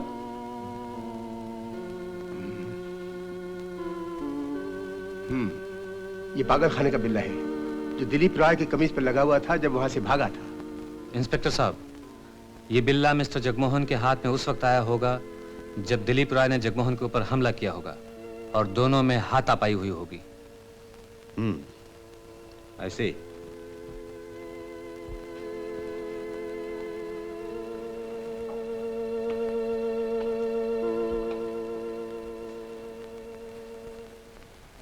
इस वक्त हमारे पास दो कहानियां हैं, एक कातिल की और दूसरी मकतूल की। मकतूल की कहानी यह है कि कातिल उसे बाहर मिला, उस पर हमला किया गया, दोनों में हाथापाई हुई और उसमें मकतूल मारा गया, जिसका सबूत यह बिल्ला है। कातिल का बयान यह है कि उसने मकतूल को कभी जिंदा देखा ही नहीं, सिर्फ उसकी लाश देखी थी बाथरूम में, और इस बयान के सिवा उसकी बेगुनाही का उसके पास और कोई सबूत नहीं।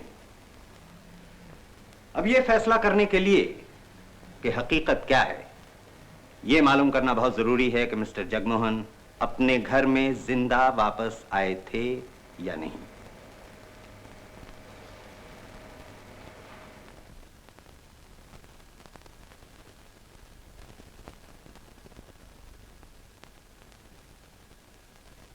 मिस्टर जगमोहन, आपने अपने पति को आखिरी बार कब देखा? पिछले हफ्ते, जब वो कलकत्ते जा रहे थे। उसके बाद आपने उन्हें कभी नहीं देखा? नहीं। आप यकीन के साथ कह सकती हैं? तो फिर ये टिकट यहां कहां से आया? ये मुझे आपके बाथरूम से मिला है। मुझे नहीं मालूम। ये टिकट कलकत्ते से बंबई तक का है। इसमें कल शाम की वापसी की तारीख पड़ी है और मिस्टर जगमोहन का नाम लिखा हुआ है। इस टिकट के हिसाब से मिस्टर जगमोहन को कल शाम को 6 बजे यहां वापस पहुंच जाना चाहिए था।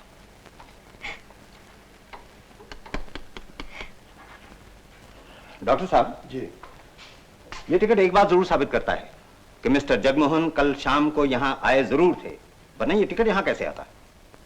आपका ख्याल ठीक मालूम होता है। इस टिकट के यहाँ पाए जाने की एक वजह और भी हो सकती है। कौन सी? हो सकता है ये टिकट यहाँ बाद में फेंका गया हो। क्या मतलब है आपका? इस मकान से बाहर जब कातिल और मकतूल में हाथापाई हुई, तो जिस तरह से मकतूल के हाथ में कातिल का बिल्ला आ गया, हो सकता है उसी तरह से कातिल के हाथ में हवाई जहाज का टिकट आ गया होगा। और जब कातिल इस मकान में आया तो अपने इस बयान को सही साबित करने के लिए कि उसने लाश को इस मकान में देखा, उसने टिकट को बाथरूम में फेंक दिया होगा। That's also a possibility. Inspector साहब, ये झूठ है, मुझे फंसाया जा रहा है। मैंने किसी का खून नहीं किया है। अगर मैंने किसी का खून किया होता तो मैं इस घर से चला जाता, लेकिन मैं इसलिए नहीं गया कि अगर मैं चला जाता तो दूसरा कोई और बतलाने वाला ना होता कि लाश इस घर में थी। इसका एक मतलब यह भी हो सकता है कि पागलपन में खून करने के बाद आप अपने बचाव की तदबीर सोचने लगे और अपनी बेगुनाही साबित करने का सबसे अच्छा तरीका आपके दिमाग में यह आया कि उसी आदमी के घर में आकर छुप जाएं जिसका आपने खून किया है, वरना इस शहर में इतने मकान होते हुए इसी घर में आने की क्या जरूरत? ये महज इत्तेफाक है। इत्तेफाक नहीं है, सोची समझी हुई बात है। मिस्टर रॉय, मैं आपको शुरू से देख रहा हूं। जब से आपने अपनी बीवी का खून किया है, एक एक हरकत आपकी मेरी नजर में है। आपने जिस तरह से अपनी बीवी को मारा है, बिल्कुल उसी तरह आपने गला घोट के जगमोहन को भी मारा। झूठ है, गलत है, बकवास है। ज्यादा एक्टिंग मत कीजिए। ये इंस्पेक्टर करवे है, कोई और नहीं। मैं आपको कत्ल के जुर्म में गिरफ्तार करता हूं। नहीं, नहीं, नहीं। मिस्टर खान। Yes sir. कार्रवाई नोट कर ली? जी कर रहा हूं। कितनी देर लगेगी? यही 5-10 मिनट और। अच्छा, रिपोर्ट लिखने के बाद सब लोगों से दस्तखत ले लेना, मैं इंतजार करता हूं। Right sir. इंस्पेक्टर करवे, ये मिस्टर रॉय का रिवॉल्वर। कैसा अजीब कैरेक्टर है, क्यों दीवार? ये सर। पागलपन में खून करता है और होश में आने पर अपने बचाव की तदबीर में सोच लेता है, और ऐसी परफेक्ट प्लानिंग करता है कि जवाब नहीं है। मैंने अपने पूरे प्रोफेशनल करियर में स्किज़ोफ्रेनिया का ऐसा क्रिमिनल केस कभी देखा ही नहीं।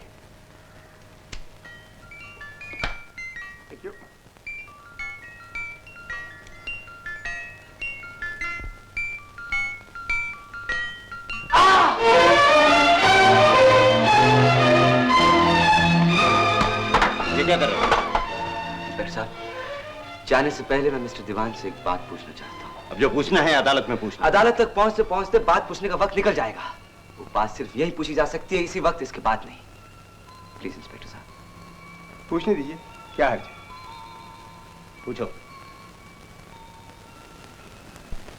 मिस्टर दीवान, क्या आप यकीन के साथ कह सकते हैं इस घर में अकेले कभी नहीं आए? सोच समझ के जवाब दीजिए। मैंने कह दिया कि मैं अकेला यहाँ कभी नहीं आया। आप भूल रहे हैं, मैं आपको याद दिलाता हूँ। कल शाम जब मैं पागलखाने से भागकर यहाँ आया था, आप पहली बार डॉक्टर त्रिवेदी के साथ आए थे और दूसरी बार अकेले, किसी की चीख सुनने के बाद। मेरी चीख? ये सब आपका वहम है। ये मेरा वहम ही आपकी भूल है। अपनी याददाश्त पे जोर दीजिए। आपने यही खड़े होकर मिसेस जगमोहन से बातें की थी और यही खड़े होकर आपने सिगरेट चला था। ये सब आपका पागलपन है, आपका दिमाग खराब हो गया। मेरा दिमाग खराब हो गया, आपका दिमाग तो ठीक है, फिर आपको याद क्यों नहीं आया? आप हमारा वक्त जाया कर रहे हैं। इंस्पेक्टर साहब, जब इंसान के सब सहारे टूट जाते हैं तो वो सच को साबित करने के लिए कभी कभी भगवान का सहारा लेता है। मैं भी आज भगवान का सहारा लेकर अपने ये दोनों खाली हाथ इनकी जेब में डालता हूं।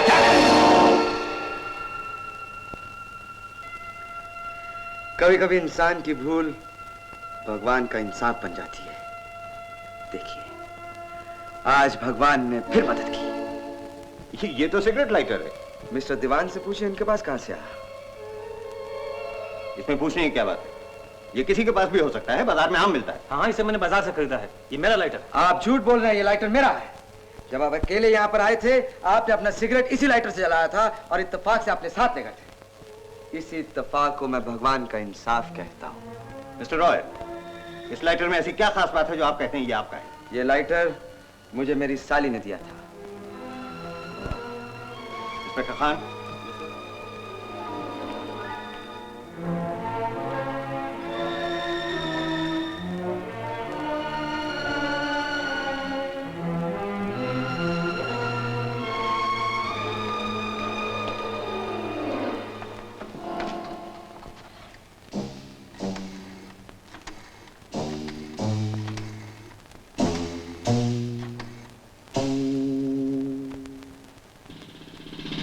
Hello, is it 531551? मैं सीआईडी इंस्पेक्टर करवे साहब की तरफ से बोल रहा हूँ। साहब ने आपको यहाँ बुलाया। जी, आप फौरन इस वक्त चले आइए, थोड़ी देर के लिए। जी हाँ, इसी वक्त 22 गांधीनगर। Thank you.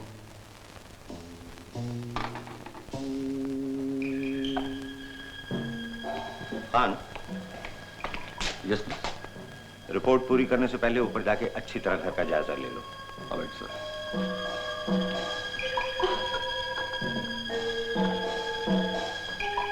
डॉक्टर साहब, कितनी अजीब बात है। ये एक इतनी छोटी सी चीज जो न देख सकती है, न बोल सकती है, न सुन सकती है, कत्ल के इतने बड़े हादसे का बहुत बड़ा सबूत बनने वाली है। जी। ये मामूली सा लाइटर आज ये साबित करेगा कि इंस्पेक्टर दीवान इस घर में अकेले आए थे या नहीं, और मिस्टर रॉय ने लाश वहां देखी थी या नहीं। इंस्पेक्टर साहब, राइट।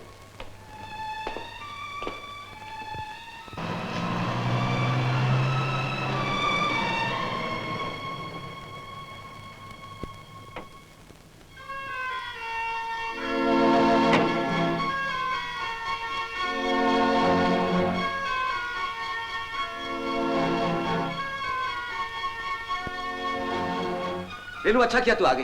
इंस्पेक्टर साहब तुमसे कुछ। मिस्टर रॉय। इंस्पेक्टर साहब, आपने इन्हें पकड़ लिया, बहुत अच्छा किया। इन्हें बिल्कुल न छोड़िए, कभी मत छोड़िए। मिस रेनू, यहाँ एक और खून हो गया है जिसके बारे में कहा जाता है वो भी मिस्टर रॉय ने किया है। जरूर किया होगा, ये किसी का भी खून कर सकते हैं। इस कत्ल का ये लाइटर एक बहुत बड़ा सबूत है। इस मुकदमे पे ये लाइटर बहुत कुछ रोशनी डाल सकता है। आप इसके बारे में कुछ जानती हैं? रेनू बोल रहा है आप। हाँ, इस लाइटर को मैं पहचानती हूँ। ये लाइटर मैंने इन्हें उस रोज दिया था जिस रात इन्होंने मेरी बहन का खून किया था। सबूत? सबूत ये है, इस पर मेरा नाम लिखा है। With love from R। R का मतलब रेनू। आर का मतलब है रेखा। ये मुझे रेखा ने दिया। क्यों रेखा? हाँ, मैंने दिया था। आपने तो कहा था ये आपने बाजार से खरीदा। हाँ, मिस्टर दीवान, आप भूल रहे हैं, अभी अभी आपने कहा था कि आप मिस्टर जगमोहन को नहीं जानते। फिर दो अजनबियों में ये प्यार, मोहब्बत और तोहफे तहफ की बात कहां से आ गई? आप कहना क्या चाहते हैं? मैं आपको मतलब नहीं समझ। मतलब मैं अभी समझाता हूं मिस्टर दीवान। वो कहानी जो मिस्टर रॉय से शुरू होकर मरहूम जगमोहन तक पहुंचती है, उसे एक और तरीके से भी कहा जा सकता है। आपके और मिसेस जगमोहन के ताल्लुकात थे। इंस्पेक्टर! चुपचाप सुनती जाइए। आपके और मिस्टर दीवान के ताल्लुकात थे। मिस्टर जगमोहन को शायद इस बात का शक हो गया था कल शाम जब वो अचानक घर आए, इत्तेफाक से मिस्टर दीवान वहां मौजूद थे। उन्होंने आप दोनों को ऐसी हालत में देखा कि उनका शक यकीन में बदल गया। दोनों में झगड़ा हुआ और मिस्टर जगमोहन मारे गए। ये झूठ है। मिस्टर दीवान, उस वक्त बाहर इतना अंधेरा नहीं था जो आपके गुनाहों को छुपा लेता, इसलिए लाश को उठा के बाथरूम में छुपा दिया गया और यह तय पाया कि रात के अंधेरे में आकर लाश को उठा के ठिकाने लगा दिया जाएगा। और इसी बीच में किस्मत का मारा दिलीप रॉय इस घर में दाखिल हुआ, जो पागलखाने से भागा हुआ था, जिस पर अपनी बीवी के खून का इल्जाम लगा हुआ था। उस पर जगमोहन के खून का इल्जाम लगाना बहुत आसान था। चुनाचे इल्जाम लगा दिया गया और प्रोग्राम के मुताबिक रात के अंधेरे में लाश को उठा के बाहर फेंक दिया गया। मगर मिस्टर दीवान, आप ये भूल गए कि कातिल हमेशा कत्ल का कोई ना कोई सबूत छोड़ जाता है। हवाई जहाज का ये टिकट वो सबूत है। ये मिस्टर जगमोहन की जेब से उस वक्त गिरा होगा जब उनकी लाश बाथरूम में लाई गई या जब उठा के बाहर ले जाई गई। इंस्पेक्टर साहब, आप उन बातों को सबूत मान रहे हैं जो सिर्फ आपके दिमाग और वहम का नतीजा है। वो सबूत जो चिल्ला चिल्ला कर कह रहा है कि कातिल रॉय है, उसे आप जाने क्यों भूल रहे हैं? वो क्या है? पागलखाने का वो बिल्ला जो लाश के हाथ से बरामद हुआ। मिस्टर दीवान, वो सबूत भी चिल्ला चिल्ला कर यही कह रहा है कि कातिल मिस्टर रॉय नहीं, कोई और है। इंस्पेक्टर साहब, जरा इधर आइए। देखिए, इस बिल्ले पर कहीं खून के निशान नहीं है। खून के निशान? जी। क्या मतलब? जब किसी जिंदा इंसान के हाथ में पिन घुस जाता है ना, तो फौरन खून निकलता है। इस बिल्ले का पूरा पिन जगमोहन के हाथ में घुसा हुआ है, ये देखिए, और खून के निशान कहीं नहीं। इसका मतलब ये हुआ कि जगमोहन के हाथ में ये बिल्ला तब आया जब वो मर चुके थे। कत्ल पहले हुआ और बिल्ला बाद में रखा गया। और ये काम इनके लिए बहुत आसान था, इसलिए कि दिलीप राय के कपड़े यहां मौजूद थे और इनमें बिल्ला लगा हुआ था। इससे साफ जाहिर है कि जगमोहन का खून मिसेस जगमोहन और दीवान ने मिलकर किया। एग्जैक्टली। खबरदार जो कोई आगे बढ़ा, एक एक को भून कर रख दूंगा। इंस्पेक्टर, दीवान को पकड़ना इतना आसान काम नहीं जितना तुम समझते हो। किसी ने एक कदम भी आगे बढ़ाया तो गोली मार दूंगा। इन्हें पिस्तौल क्या दिखाता है? मुझे सजा दे मेरे गुनाहों की। मैं अपने पाप के हाथ से मारी जाऊं तो अच्छा। मेरा गुनाह तू है, तू ही मुझे मार डाल। गोली क्यों नहीं चलाता? मैं कहती हूं, चला चला गोली, मार डाल मुझे। दीवान, तुमने पुलिस की बाइज्जत वर्दी को बदनाम किया है। मैं कोशिश करूंगा तुम्हें सख्त से सख्त सजा दिलवा सकूं। सगाम? Yes sir. ले आओ इसे। चलो।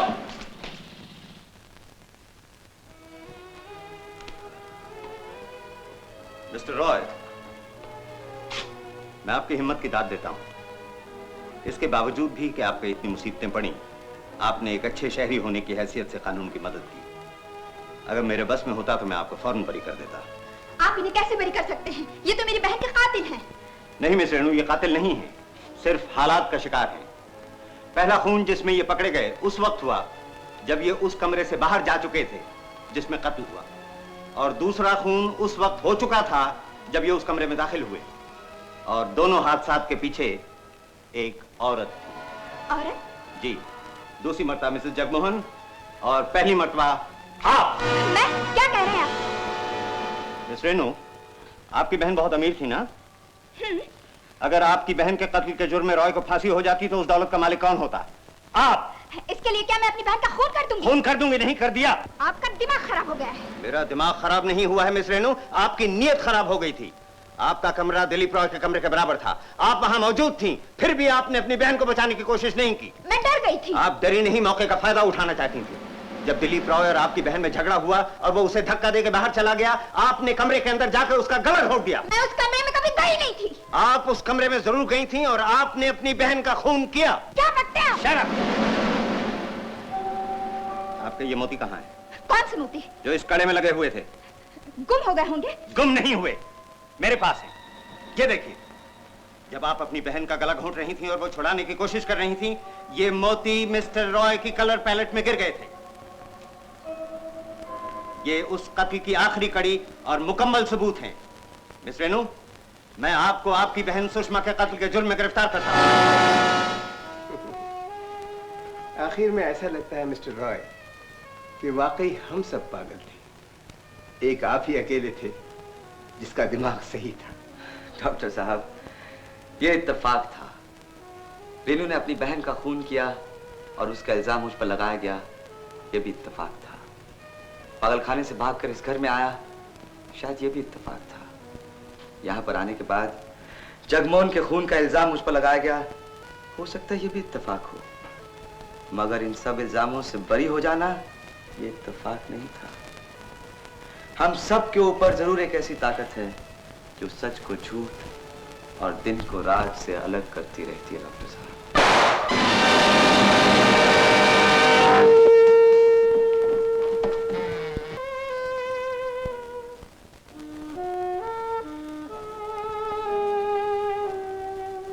इसने अपने पाप का प्रायश्चित कर लिया है।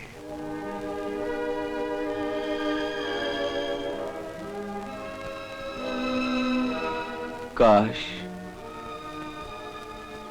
हमारा ज़मीर गुनाह करने से पहले जाग जाया करे। जिंदगी ठहर गई, ये लोग ठहर गए, मगर वक्त कभी नहीं ठहरता। गुनाह और सजा का ये सिलसिला यूं ही कायम रहता है। मुमकिन है मुजरिम इंसान के इंसाफ से बच जाए, मगर भगवान के इंसाफ से कभी नहीं बच सकता।